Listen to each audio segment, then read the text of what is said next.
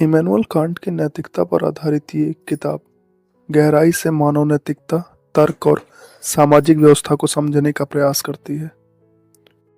इसमें Emmanuel Kant के विचारों के विभिन्न दृष्टिकोणों को परखा गया है। हम इस किताब को 10 मुख्य भागों में बांट देते हैं।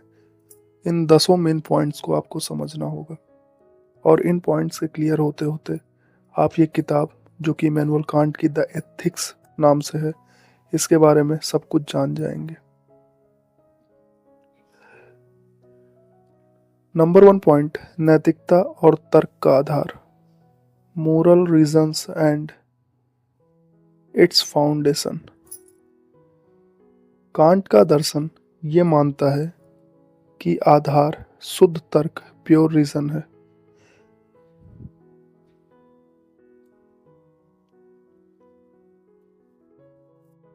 कांट का दर्शन मानता है कि नैतिकता का आधार शुद्ध तर्क यानी प्योर रीजन है। इसे और गहराई से समझते हैं। कांट इस बात पर जोर देते हैं कि नैतिक निर्णय केवल उस नियम के आधार पर लिए जाने चाहिए जो बिना विरोध के सभी पर लागू हो सके। एग्जाम्पल के लिए, यदि झूठ बोलना सभी के लिए स्वीकार हो तो यह समाज की संरचना को खत्म कर देगा। शुद्ध तर्क, नैतिकता मानव भावना या इच्छाओं पर निर्भर नहीं है, बल्कि ये शुद्ध तर्क पर आधारित है। कांट अनिवार्य नैतिकता पर हमें बताते हैं कि नैतिकता निरपेक्ष है। नैतिकता परिस्थितियों पर निर्भर नहीं होती। H2O यानी जल, 2 हाइड्रोजन 1 ऑक्सीजन अगर मिलते हैं तो वो जल ही बनता है, चाहे वो किसी भी परिस्थिति पे मिले। कांट का दर्शन भी नैतिकता के संबंध में यही कहता है, जो सही है, जो सच है, उसकी बात होनी चाहिए। इसके अकॉर्डिंग अगर देखा जाए तो नैतिकता और तर्क का आधार, ये पहला पॉइंट है कांट के दर्शन का। दूसरे पॉइंट की बात करें तो उसे बोलते हैं कर्तव्य और नैतिकता का संबंध, ड्यूटी एंड मोरालिटी।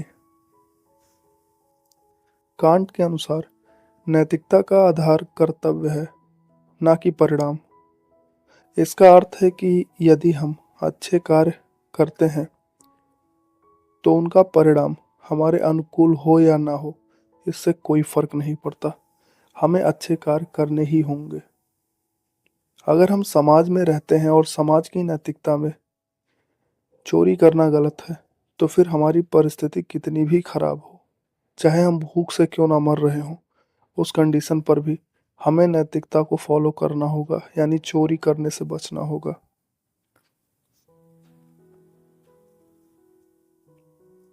इस दूसरे पॉइंट पे कर्तव्य आधारित नैतिकता, इसके बारे में कांट बात करते हैं।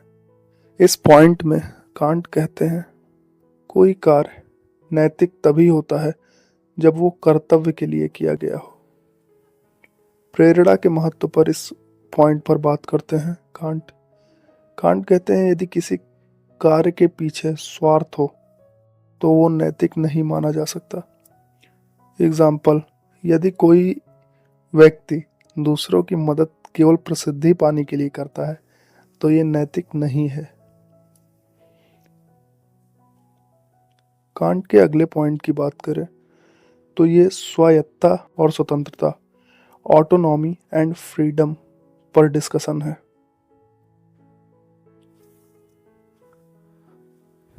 इस पॉइंट पर कांट का मानना है कि नैतिक निर्णय स्वतंत्रता और आत्मनियंत्रण पर आधारित होते हैं। कांट कहते हैं, ऑटोनॉमी ऑफ विल, ये एक सिद्धांत है जो कांट हमें प्रोवाइड करते हैं, जिसमें व्यक्ति अपनी मर्जी से नैतिक नियमों के आधार पर कार्य करता है। कांट इस पॉइंट पर, तीसरे पॉइंट पर, आत्मनियंत्रण और नैतिक स्वतंत्रता, इन 2 पॉइंट्स की बात करते हैं। आत्मनियंत्रण में कांट कहते हैं, बाहरी प्रभावों के बजाय व्यक्ति को उसकी आत्मा और तर्क से प्रेरित होना चाहिए। हमारे भीतर हमें क्या सही लगता है यही इम्पोर्टेंट होना चाहिए। और इसके अगले पॉइंट की नैतिक स्वतंत्रता की अगर बात करें तो कांट ये बोलते हैं स्वायत्तता का अर्थ है व्यक्ति को स्वयं को नैतिक नियमों के अधीन मानना चाहिए और इन्हें लागू करना चाहिए। नैतिक स्वतंत्रता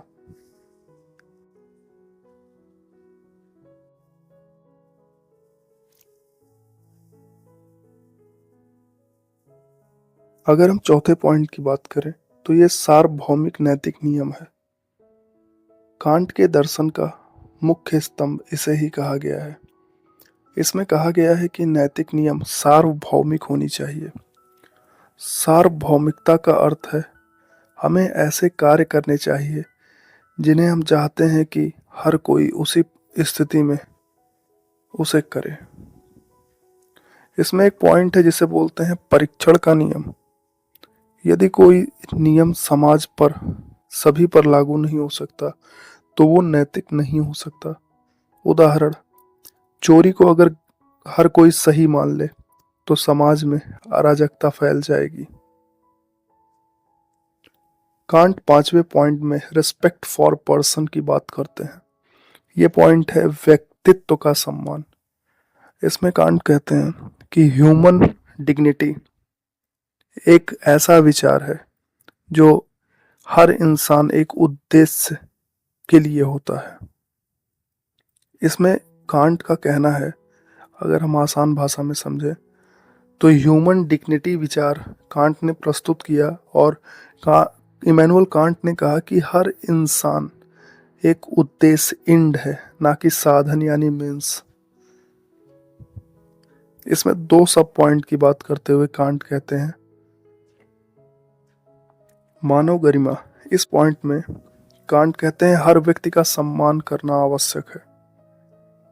किसी का उपयोग केवल अपने फायदे के लिए नहीं किया जा सकता।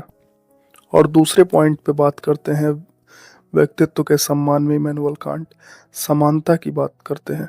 समानता के हेडिंग में कांट कहते हैं सभी लोग नैतिक रूप से समान हैं और उनके साथ सम्मान पूर्वक व्यवहार किया जाना चाहिए। सम्मान पूर्वक किए गए व्यवहार से हमें सम्मान की ही प्राप्ति होती है।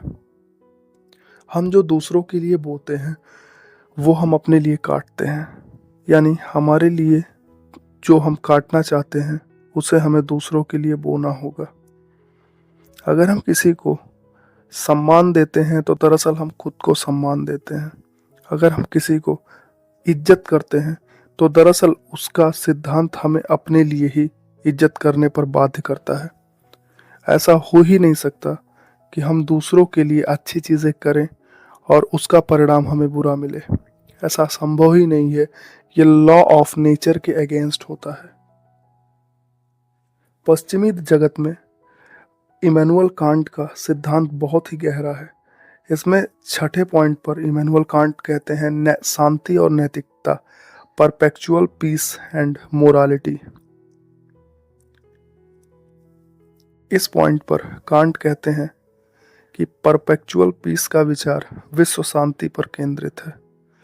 इमैनुअल कांट का मानना था कि एक ऐसा समाज संभव है जहां न्याय और नैतिकता सर्वोपरि हो।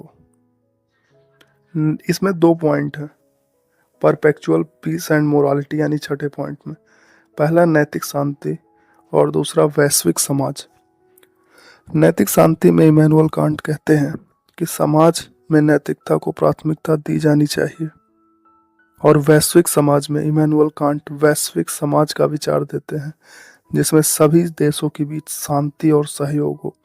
इमैनुअल कांट पूरी दुनिया को एक ही छत के नीचे लाकर खड़ा करना चाहते थे।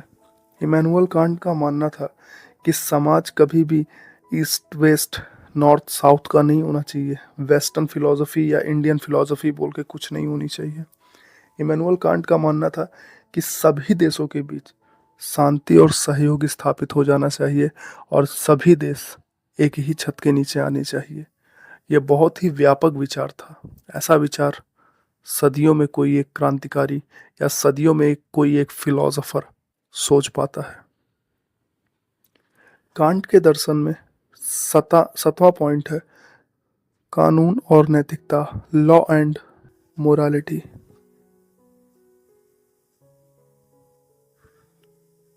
इस पॉइंट में कांट ने कहा है कि कानून और नैतिकता दोनों का उद्देश्य समाज में व्यवस्था को बनाए रखना है, लेकिन उनके कार्य करने के तरीके अलग अलग हैं। कानून के बारे में इमैनुअल कांट कहते हैं कि ये एक बाहरी नियंत्रण का माध्यम है जो बल का प्रयोग करता है, और नैतिकता के बारे में इमैनुअल कांट का मानना है कि ये स्वनियंत्रण का माध्यम है जो व्यक्ति के तर्क और आत्मा पर निर्भर है। कांट ने फिलॉसफी ऑफ लॉ में इन दोनों के तालमेल पर जोर दिया है। किसी भी समाज को सुचारू रूप से चलने के लिए दो चीजों की जरूरत होती है, एक है लॉ की और दूसरी है मोरालिटी की। ये किसी भी एक सभ्य समाज के लिए आवश्यक दो स्तंभ हैं, और इमैनुअल कांट इसमें नैतिकता पर ज्यादा जोर देते हैं। इसमें 8वें पॉइंट की अगर हम बात करते हैं इस बुक के, तो वो है आत्मज्ञान और नैतिकता, self knowledge and morality. Emmanuel Kant के अनुसार नैतिकता को समझने के लिए आत्मज्ञान यानी सेल्फ अवेयरनेस आवश्यक है। इस पॉइंट में इमैनुअल कांट दो चीज़ों की बात करते हैं, एक मनसा की जांच, यानी व्यक्ति को ये जांचना चाहिए कि उसके कार्य नैतिक हैं या नहीं, और दूसरा पॉइंट है आत्मचिंतन, यानी अपने उद्देश्यों को समझने के लिए आत्मचिंतन करना अति आवश्यक होता है। इमैनुअल कांट इसी बारे में बात करते हैं।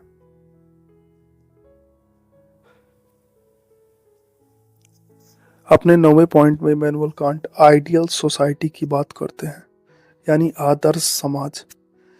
इमैनुअल कांट एक आदर्श समाज की कल्पना करते हैं जहां सभी नागरिक न्याय, स्वतंत्रता और नैतिकता का पालन करते हैं। इस पॉइंट में 2 पॉइंट इमैनुअल कांट ऐड करते हैं। पहला है संवैधानिक गणराज्य, यानी एक ऐसा समाज जहां कानून और नैतिकता दोनों को महत्व दिया जाता है, और दूसरा सामाजिक न्याय, सभी नागरिक समान रूप से कानून और नैतिकता के अधीन होने चाहिए। अपने 10वें पॉइंट में इमैनुअल कांट प्रायोगिक तर्क और नैतिकता की बात करते हैं, प्रैक्टिकल रीजन एंड एथिक्स इसको बोलते हैं। इमैनुअल कांट ने प्रायोगिक तर्क, प्रैक्टिकल रीजन को नैतिकता का आधार माना। ये हमें सैद्धांतिक ज्ञान के अलावा नैतिकता को लागू करने में मदद करता है। इसमें 2 पॉइंट हैं।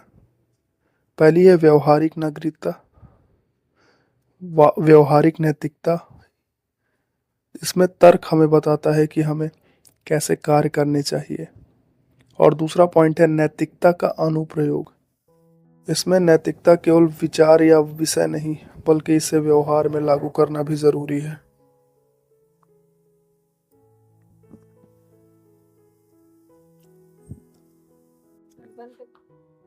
सार्वभौमिक नैतिकता का पालन, फॉलो यूनिवर्सल मोरालिटी। कुछ ऐसे पॉइंट्स हैं जो आपको जानना बहुत ज़्यादा ज़रूरी है इमैनुअल कांट की किताब के बारे में। कुछ ऐसे विचार हैं जो इमैनुअल कांट के बहुत ही गहरे विचार हैं। इस पॉइंट में आपको कांट के जीवन का निचोड़ मिलेगा। पहला है सार्वभौमिक नैतिकता का पालन, यानी follow universal morality. Emmanuel Kant कहते हैं हमेशा ऐसे नियमों और सिद्धांतों पर चलें जिन्हें हर कोई स्वीकार कर सके। यदि आप किसी कार्य को सार्वभौमिक नियम बनाना चाहें तो ही उसे करें। इसमें आपके लिए सीख ये है, जो आपको दूसरों के लिए सही नहीं लगता उसे खुद भी मत करें। दूसरे पॉइंट की बात करें तो इसमें कर्तव्य को प्राथमिकता देने की बात करी गई है, प्रायोरिटाइज ड्यूटी ओवर डिजायर, यानी कर्तव्य ही सच्ची नैतिकता की पहचान है। यदि किसी कार्य को स्वार्थ के लिए नहीं बल्कि अपने कर्तव्य के लिए किया जाए तो वो काफ़ी ज़्यादा फलित होता है। इस पॉइंट में सीख ये है कि अपने कर्तव्य को ईमानदारी से निभाना नैतिक जीवन का आधार है। इमैनुअल कांट के अगले पॉइंट की बात करें तो ये पॉइंट अपने कार्यों की मंशा पर ध्यान देने की बात कही गई है। Focus on intention not outcomes. Can't के अनुसार नैतिकता का अर्थ कार्य के परिणाम से नहीं बल्कि उनकी मंशा से तय होता है। इस पॉइंट में जो अगर सीख की बात करें तो सीख ये है कि अपने कार्यों के पीछे की नीयत को शुद्ध रखना चाहिए। अगले पॉइंट की बात करें तो कांट कहते हैं मेक ऑटोनॉमस डिसीजन, यानी स्वतंत्र निर्णय लें। कांट कहते हैं अपने निर्णय खुद लें और उन्हें तर्क और नैतिकता के आधार पर जांचें। निर्णय कभी भी बाहरी दबाव के प्रभाव में नहीं होना चाहिए। इस पॉइंट में सीख की अगर बात करें तो जीवन में स्वायत्तता यानी ऑटोनॉमी को बनाए रखना आवश्यक है। कांट अगले पॉइंट की बात करें तो उसमें दूसरों का साधन के रूप में उपयोग ना करें। Don't treat people as a means. इस पॉइंट में कांट हमें ये समझाते हैं कि हर व्यक्ति अपने आप में एक उद्देश्य है। किसी को केवल अपने लाभ के लिए उपयोग करना गलत है। इस पॉइंट की सीख की बात करें तो कांट हमें ये बताते हैं सभी व्यक्तियों का सम्मान करें और उनके साथ समान व्यवहार करें। अगले पॉइंट की बात करें तो कांट कहते हैं वैश्विक शांति को बढ़ावा दे, promote global peace. Immanuel Kant के हिसाब से नैतिकता और न्याय पर आधारित एक समाज दुनिया बनाना संभव है। इस पॉइंट के अगर सीख की बात करें तो ये हमें ये बताती है कि हर व्यक्ति और समाज की भलाई के लिए काम करना हमारे लिए ज़रूरी है। अगले पॉइंट में नैतिकता और कानून में संतुलन बनाए रखने की बात की गई है, बैलेंस मोरालिटी एंड लॉ। इस पॉइंट में इमैनुअल कांट हमें बताते हैं कानून और नैतिकता अलग अलग हो सकते हैं लेकिन उन्हें एक दूसरे का पूरक होना चाहिए। इसमें अगर सीख की बात करें तो इमैनुअल कांट हमें कहते हैं कानून का पालन करें लेकिन अपनी नैतिकता से समझौता ना करें। अगले पॉइंट में इमैनुअल कांट कहते हैं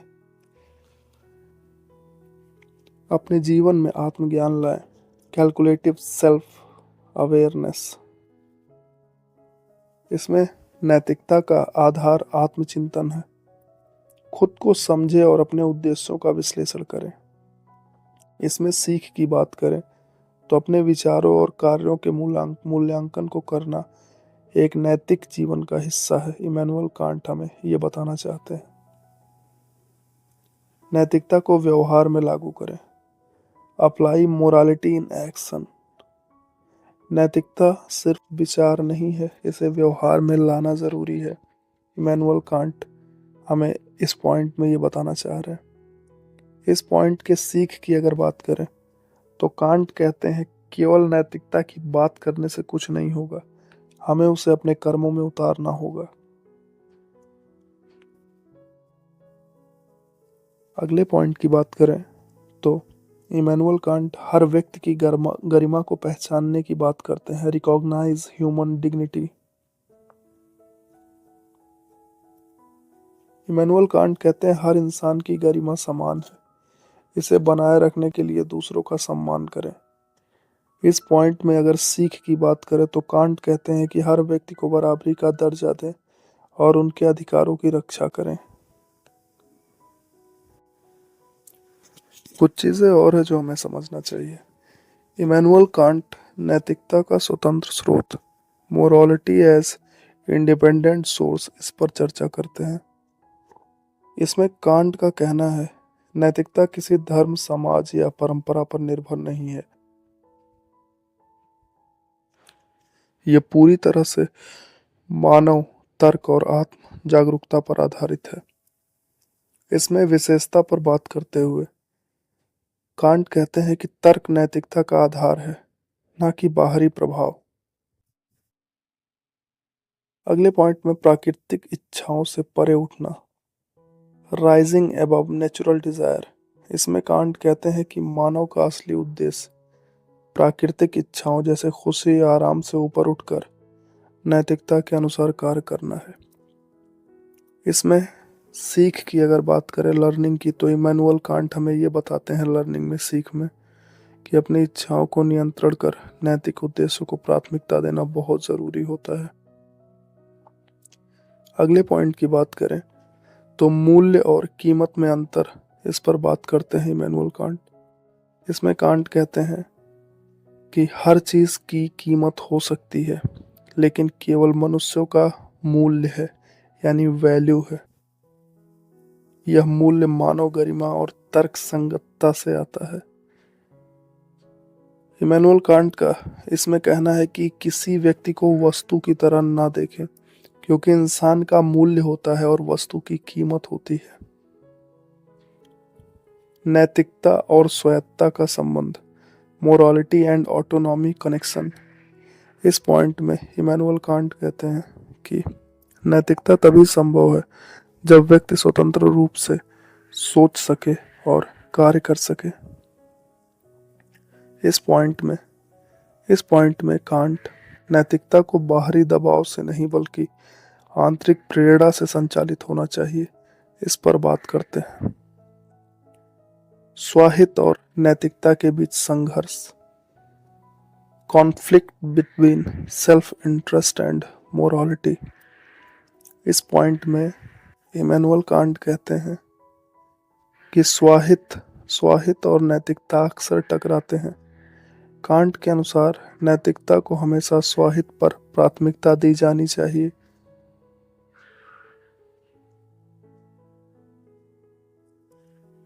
इमैनुअल कांट कहते हैं तर्क और कर्तव्य का पालन करें, भले ही यह आपके स्वार्थ के खिलाफ हो।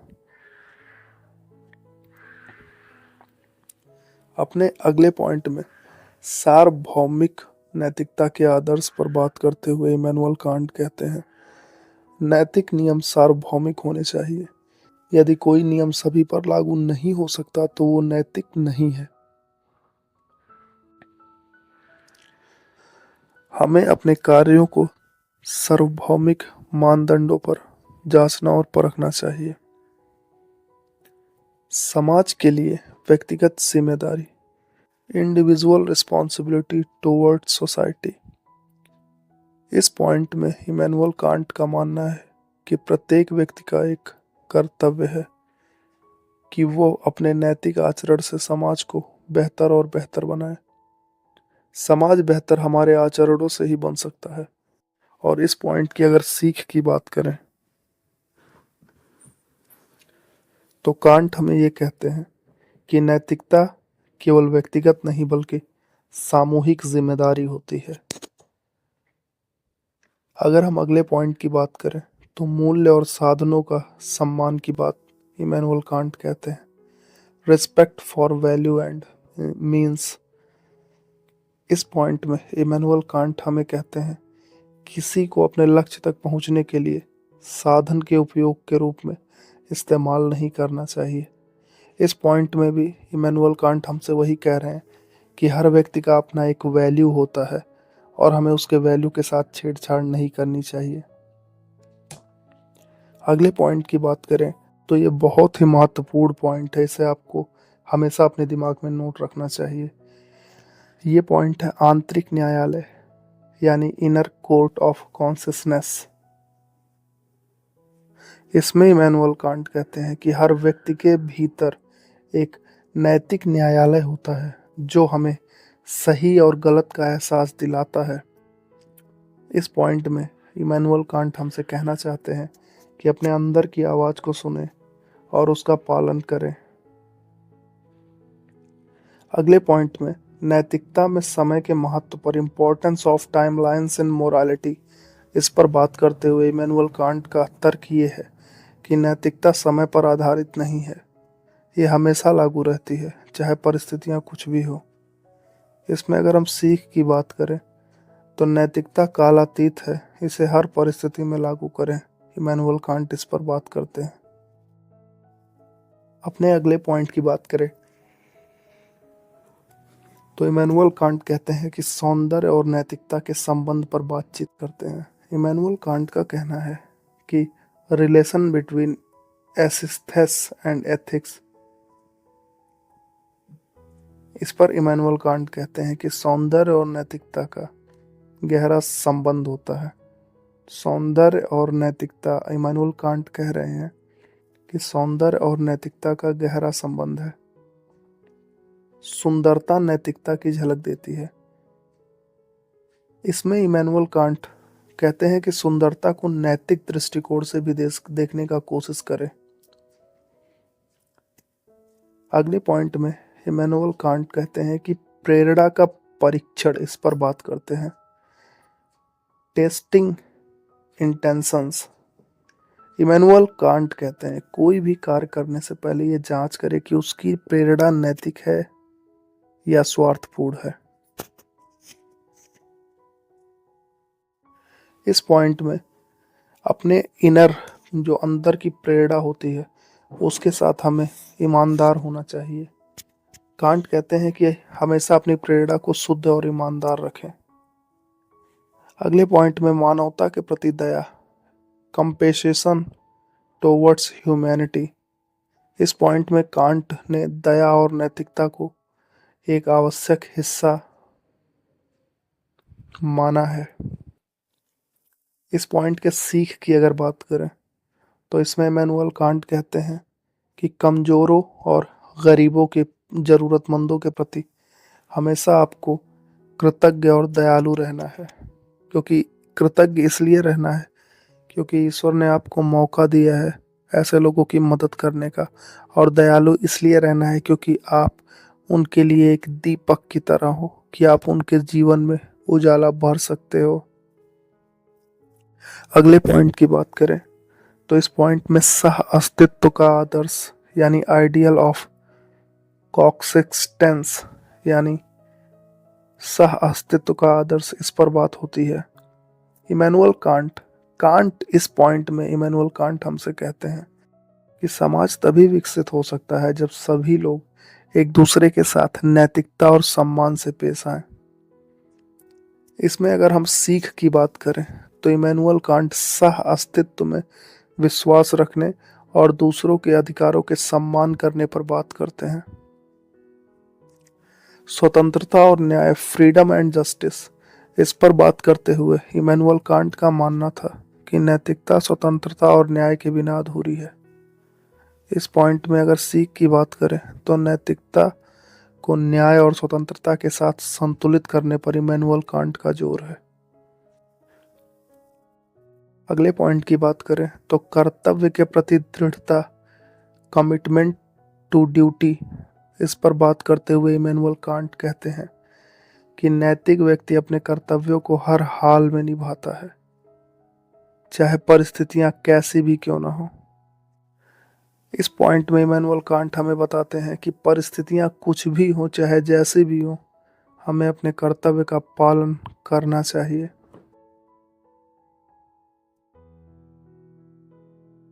अगले पॉइंट की, इस पॉइंट की बात करें तो इसमें तर्क का नैतिक उपयोग, यानी मोरल यूज ऑफ रीजन, इसकी बात होती है।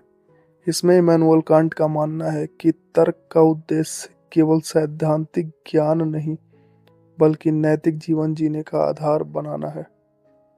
इस पॉइंट की सीख की बात करें तो तर्क को नैतिकता के मार्गदर्शक के रूप में देखा जाता है। अगले पॉइंट की बात करें तो इस पॉइंट में आदर्श समाज की कल्पना पर बात की गई है। Vision of an ideal society. इस पॉइंट में इमैनुअल कांट एक ऐसे समाज को कल्पित करते हैं जहां हर व्यक्ति नैतिक नियमों का पालन करता है। इमैनुअल कांट कहते हैं कि आदर्श समाज बनाने के लिए खुद को नैतिक बनाना बहुत ज़्यादा ज़रूरी है। अपने अगले पॉइंट में इमैनुअल कांट आत्मा की गरिमा, डिग्निटी ऑफ द सोल, इस पर बात करते हैं। इमैनुअल कांट का कहना है कि नैतिकता आत्मा की गरिमा को बनाए रखती है। अपने कार्यों से आत्मा को सम्मान दे। नैतिकता से और अपने द्वारा किए गए अच्छे कर्मों से आपके आत्मा को शांति मिलती है। इमैनुअल कांट का ऐसा मानना है। अपने अगले पॉइंट में इमैनुअल कांट शांति और नैतिकता के संतुलन की बात करते हैं। Balance of peace and morality. Emmanuel Kant कहते हैं कि शांति केवल तभी संभव है जब समाज नैतिकता और न्याय का पालन करे। इस पॉइंट में अगर हम सीख की बात करें तो इमैनुअल कांट शांति के लिए नैतिकता और न्याय को बढ़ावा देने की बात करते हैं। इमैनुअल कांट के द एथिक्स किताब में कुछ नए और गहरे बिंदु ऐसे भी हैं जो नैतिकता और जीवन को समझने में हमारी मदद करेंगे। उनको भी समझते हुए चलते हैं। इसमें सबसे पहला पॉइंट है व्यक्तिगत स्वतंत्रता और सार्वभौमिक नैतिकता, यानी personal freedom and universal ethics. Immanuel Kant का मानना था कि हर व्यक्ति को स्वतंत्रता चाहिए, लेकिन वो स्वतंत्रता केवल नैतिकता, सार्वभौमिक सिद्धांतों के अनुसार ही होनी चाहिए। यानी अपनी स्वतंत्रता का उपयोग दूसरों के अधिकारों को नुकसान पहुंचाए बिना ही करना चाहिए, और ऐसी स्वतंत्रता ही नैतिक स्वतंत्रता होती है। अगले पॉइंट की बात करें तो इमैनुअल कांट संवेदनाओं और तर्क के बीच के संतुलन, बैलेंसिंग इमोशंस एंड रीजन के बारे में बात करते हैं। इमैनुअल कांट ने संवेदनाओं को मानव जीवन का व्यवहार का हिस्सा माना था, लेकिन कहा कि नैतिक निर्णय तर्क द्वारा संचालित होने चाहिए।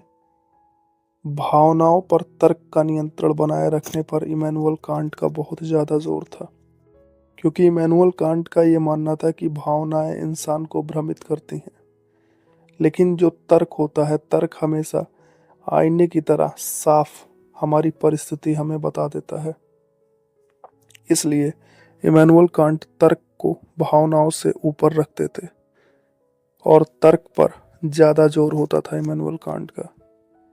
अगले पॉइंट की बात करें तो स्वार्थ और परोपकार के सामंजस्य की बात इमैनुअल कांट करते हैं। Harmony between selflessness and altruism. Emmanuel Kant के अनुसार नैतिकता का मतलब है कि व्यक्ति अपने हितों और दूसरों के हितों के बीच संतुलन बनाए रखे।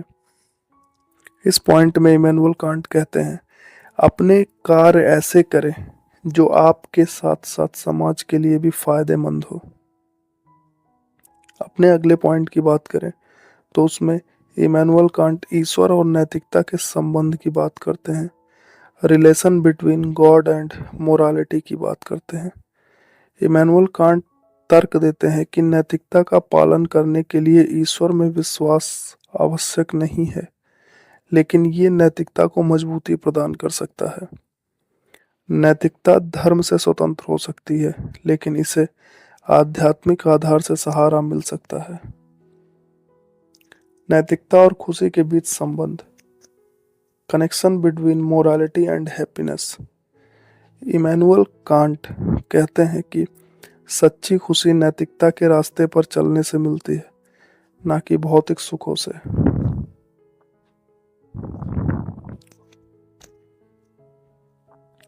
इस पॉइंट में खुशी नैतिक जीवन जीने का परिणाम है, ये बात इमैनुअल कांट हमें बताना चाहते हैं। अगले पॉइंट की बात करें तो इमैनुअल कांट प्रेरणा का शुद्धिकरण, परफेक्शन ऑफ मोटिव्स, इस पर बात करते हैं। इसमें इमैनुअल कांट कहते हैं कि कांट के अनुसार किसी भी नैतिक कार्य का आधार उसकी प्रेरणा की शुद्धता होनी चाहिए। स्वार्थी उद्देश्य नैतिकता को नष्ट करते हैं। इस पॉइंट की बात करें तो इस पॉइंट में अपनी प्रेरणाओं को बार बार परखने और शुद्ध करने पर इमैनुअल कांट का जोर है। कांट के अगले पॉइंट की बात करें तो नैतिकता की शिक्षा के महत्व पर इमैनुअल कांट बात करते हैं। इस पॉइंट पर इम्पोर्टेंस ऑफ टीचिंग मोरालिटी, इस पॉइंट पर कांट ये मानते हैं कि नैतिकता को शिक्षा के माध्यम से नई पीढ़ियों तक पहुंचाना बहुत ज़्यादा ज़रूरी है। इमैनुअल कांट नैतिकता की शिक्षा देने और इसे व्यवहार में लागू करने की प्रेरणा देते हैं। अगले पॉइंट की बात करें तो नैतिक प्रगति के आदर्श, आइडियल ऑफ मोरल प्रोग्रेस, इस पर बात करते हुए इमैनुअल कांट का कहना था कि नैतिकता कोई स्थिर चीज नहीं है, यह व्यक्तिगत और सामूहिक रूप से लगातार विकसित होनी चाहिए। इमैनुअल कांट नैतिकता में सुधार और विकास की प्रक्रिया को अपनाने पर जोर देते हैं। अगले पॉइंट की बात करें तो समाज के प्रति कर्तव्य की बात इमैनुअल कांट करते हैं। इमैनुअल कांट का कहना है कि व्यक्ति समाज का और समाज के प्रति नैतिक जो कर्तव्य है उसमें व्यक्ति को ईमानदार होना चाहिए। इमैनुअल कांट कहते हैं कि जो सहानुभूति, सहयोग और न्याय पर आधारित होती है वो व्यक्ति को ऊंचा उठने में हेल्प करती है। इस पॉइंट में समाज के हित में भी नैतिकता को प्राथमिकता देने की बात इमैनुअल कांट करते हैं। अगले पॉइंट की बात करें तो नैतिकता में साहस के महत्व, करेज इन मोरालिटी में इमैनुअल कांट इस पॉइंट को उठाते हैं कि नैतिक कार्य करने के लिए साहस चाहिए, क्योंकि ये कभी कभी व्यक्तिगत और सामाजिक कठिनाइयों का सामना करवाता है। इस पॉइंट पर इमैनुअल कांट कहते हैं कि नैतिक रास्ते पर चलने के लिए साहस और धैर्य को बनाए रखना बहुत ही ज्यादा जरूरी है।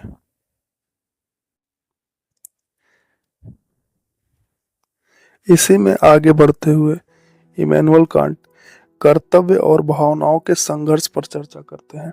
Conflict between duty and emotions. इसमें कांट का मानना था कि नैतिकता का पालन कर्तव्य पर आधारित होना चाहिए, न कि भावनाओं पर।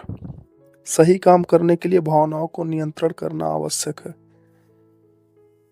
कर्तव्य को प्राथमिकता दें, भले ही आपकी भावना इसके विपरीत क्यों ना हो। इमैनुअल कांट इसकी बात करते हैं।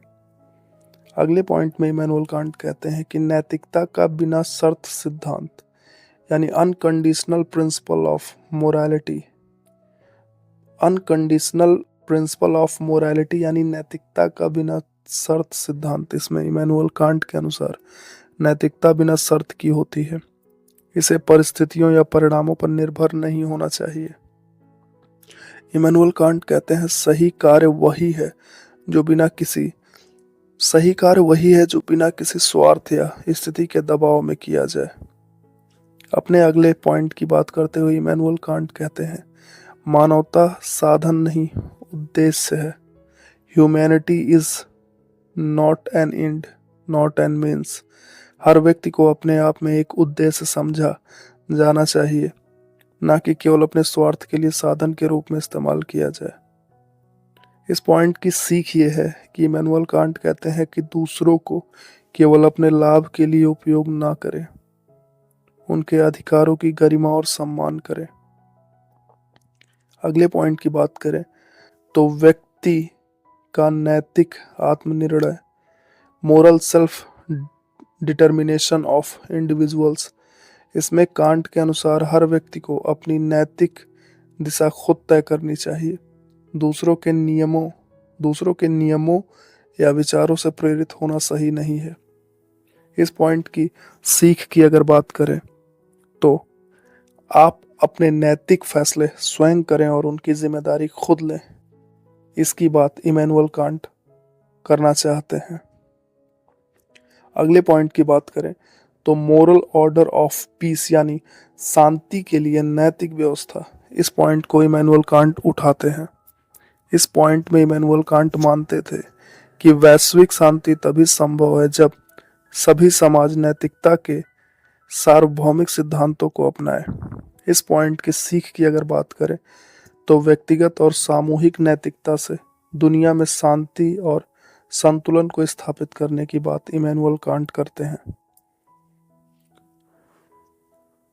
तो इमैनुअल कांट की ये बुक द एथिक्स, जो कि हमें बहुत कुछ सिखा कर जा रही है। इस किताब को समझने और सीखने और वो अपने दिमाग में उतारने के लिए आपका धन्यवाद। अगर इस किताब के निष्कर्ष की हम बात करें तो इस किताब का निष्कर्ष हमें कुछ ऐसी चीजें बताता है जो बहुत ज्यादा जरूरी है। देखिए, अगर कांट की नैतिकता की बात करें, ये हम निष्कर्ष पर चर्चा कर रहे हैं कि कांट की नैतिकता एक स्थायी और न्यायपूर्ण समाज बनाने के लिए व्यक्तिगत तर्क, नैतिकता और कर्तव्य को जोड़ती है। इमैनुअल कांट का दर्शन का उद्देश्य मानव गरिमा, सार्वभौमिक नैतिकता और शांति को बढ़ावा देना है। इतने सारे पॉइंट्स को जानने के बाद आप इमैनुअल कांट के बारे में काफ़ी कुछ समझ पाए होंगे और इमैनुअल कांट की द एथिक्स इस किताब को काफ़ी बेहतर ढंग से आप समझ पाए होंगे। हम इसी की उम्मीद करते हैं। इमैनुअल कांट नैतिकता को बहुत ही गहराई से समझने में हमारी मदद करते हैं और उनके विचार हमें ये सिखाते हैं कि नैतिकता केवल व्यक्तिगत नहीं है, बल्कि इसका समाज और दुनिया पर गहरा प्रभाव पड़ता है, काफ़ी गहरा प्रभाव। इमैनुअल कांट शांति के पक्ष में है, नैतिकता के पक्ष में है, पीस चाहते हैं। तो ये थी इमैनुअल कांट की बुक द एथिक्स का समरी। आप सुन रहे थे लर्न विद अभी को। मिलते हैं अगले टॉपिक पर किसी नई किताब के साथ और किसी बेहतरीन नॉलेज के साथ में। तब तक के लिए बाय बाय।